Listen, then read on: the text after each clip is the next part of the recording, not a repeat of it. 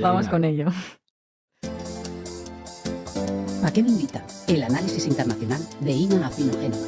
Israel no tiene mejores amigos que la comunidad evangélica y la comunidad evangélica no tiene mejor amigo que el Estado de Israel, lo dice Bibi Netanyahu. Vamos a hacer un breve cálculo de cuántos millones de amigos tiene el Estado de Israel y también Bibi más allá de sus fronteras y más allá de las tierras que ocupan.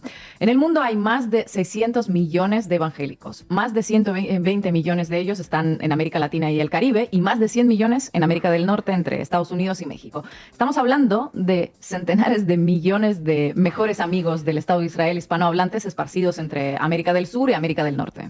Cientos de millones de amigos que hoy defienden a capa y espada que Tel Aviv lance toneladas de misiles sobre la población civil de Gaza y haga una inocente limpieza étnica del pueblo palestino.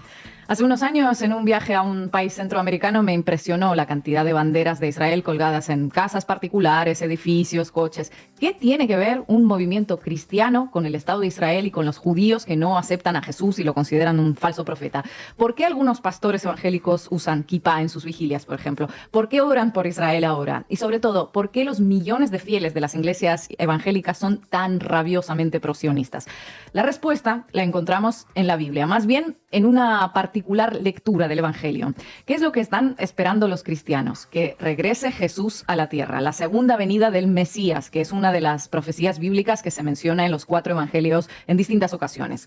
Los cristianos evangélicos interpretan los textos bíblicos de tal manera que creen que esa profecía se cumplirá solo después de que los judíos regresen a la tierra prometida. Es la voluntad de Dios que retornen todos los judíos a sus tierras, expulsen a los invasores, a los palestinos, y luego llegará Cristo y reinará 1000 años. Israel está en un conflicto con ese grupo terrorista llamado Hamas. Por eso hoy vamos a ver cómo podemos orar por esa nación. Israel será indestructible. Todas las naciones que ataquen a Israel van a caer. Todas las naciones que ataquen a Israel van a caer. Israel es el centro del planeta. Y obviamente si Israel desaparece, todo desaparece. Por eso es que Israel debe estar ahí. Israel debe estar ahí y punto, argumento de autoridad. Citan a Isaías 40 que dice: consolad, consolad a mi pueblo, dice vuestro Dios.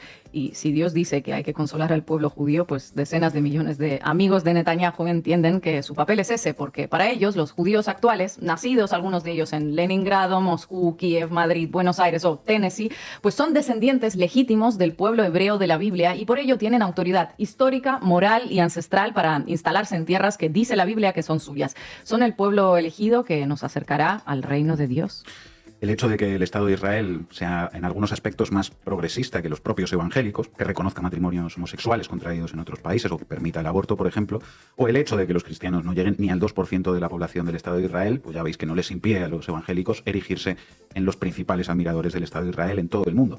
Precisamente por ello también se le llama a esa rama cristianismo sionista. Y al Estado de Israel, por su parte, obviamente, pues le viene genial contar con centenares de millones de personas cristianas sionistas dispuestas a justificar la ocupación, el genocidio y la limpieza étnica con textos del Antiguo Testamento, es decir, con la palabra de Dios. Claro, ya me dirán si puede haber alguien con más autoridad para hablar de este tema que el mismísimo Dios.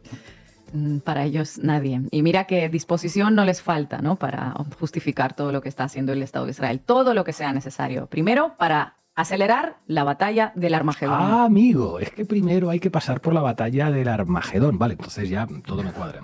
Si una vez se da la batalla del Armagedón, regresa Jesús, destruye al anticristo, se derramará mucha sangre y finalmente el diablo será arrojado por 1000 años a un abismo.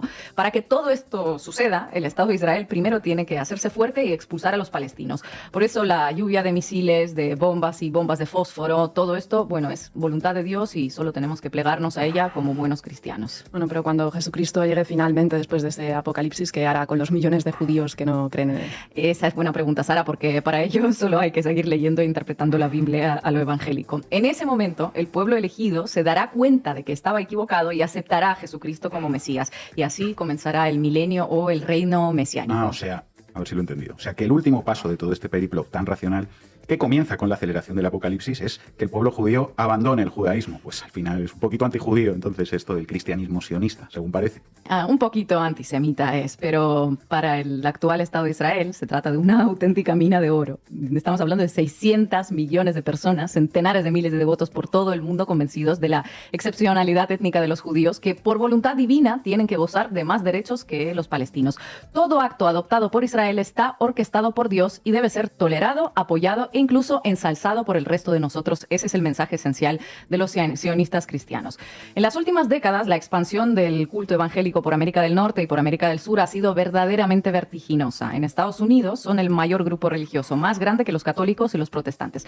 Por lo tanto, cuando se habla también del lobby sionista, que de alguna forma guía las políticas de Estados Unidos en Oriente Medio, pues se habla principalmente de los cristianos sionistas que han ido ganando muchísima fuerza, sobre todo desde la década de los 80. En 1978, el entonces presidente de Estados Unidos, Jimmy Carter, reconocía que sus creencias pro-sionistas habían influido en su política en Oriente Medio. En un discurso llegó a decir que el establecimiento del Estado de Israel en 1948 era el cumplimiento de la profecía bíblica. Bueno, Ronald Reagan era aún más amigo de los sionistas que Carter, y George Bush padre, Bill Clinton, Bush hijo, tampoco es que hayan cambiado mucho el enfoque pro-sionista en sus políticas exteriores, ¿verdad? Así es. ¿Y qué fue lo que hizo que las críticas públicas hacia el Estado de Israel fuesen prácticamente imposibles y tachadas casi de inmediato como antisemitas, algo que no parece tener demasiada lógica? Bueno, más allá de la Biblia, lo hizo algo que se conoce como financiación de campañas. En 2003, el Washington Post informaba que la campaña de los demócratas se financiaba en un 60% por fuentes judías. En Latinoamérica, con la expansión de la influencia de los evangélicos, las políticas pro-sionistas han ido tomando cada vez más fuerza. No solo hablamos del Brasil de Bolsonaro, también de Centroamérica. ¿Cuáles son los dos países del mundo que reconocen a Jerusalén como capital de Israel? Bueno, Estados Unidos, que lo reconoció durante la presencia de Donald Trump. Y Guatemala, ese pequeño país centroamericano donde el porcentaje de creyentes evangélicos es del 43%. El enemigo de Israel es el enemigo de Guatemala, decía el presidente Alejandro Yamatei en 2019. Cualquiera diría que el enemigo de Guatemala es el propio Yamatei, pero bueno, dejémoslo ahí. Por su parte, el expresidente de Honduras, Juan Orlando Hernández, preso actualmente en Estados Unidos por acusaciones de narcotráfico, también movió la embajada de su país a Jerusalén, siguiendo los pasos del amo del norte, claramente, y persuadido por grupos evangélicos. El gobierno de Xiomara Castro consideró regresarla a Tel Aviv, pero de momento ahí sigue. Así que tenemos a centenares de millones de personas por el mundo apoyando la limpieza étnica de los palestinos. Ingentes cantidades de dinero provenientes de las donaciones para que cada vez sean más. Lobby político pro-sionista para que países enteros definan su enfoque en Oriente Medio a favor del Estado de Israel. Y todo para que llegue la batalla del Armagedón acompañado del Apocalipsis. Para que llegue el Armagedón, el Apocalipsis y luego el Mesías. Ahí es cuando los más de 600 millones de amigos de Netanyahu por el mundo vivirán un milenio de felicidad. Y mientras nada de esto se materialice, pues hay mucho dinero evangélico moviéndose, tanto de las donaciones como de los tours que organiza el Estado de Israel para devotos cristianos de todo el planeta. Un auténtico chollo que han descubierto y que además cumple un papel propagandístico. No solo llevan a cristianos sionistas a lugares sagrados, sino también a instalaciones militares, campos de entrenamiento y, bueno, otros lugares de interés para sentir en carne propia la batalla que está librando ese Estado para hacerse fuerte como nación y traer el fin del mundo cuanto antes, para que luego haya, obviamente, un mundo mejor. Todo por voluntad del Señor y del Mesías que está por venir. Amén. Gracias.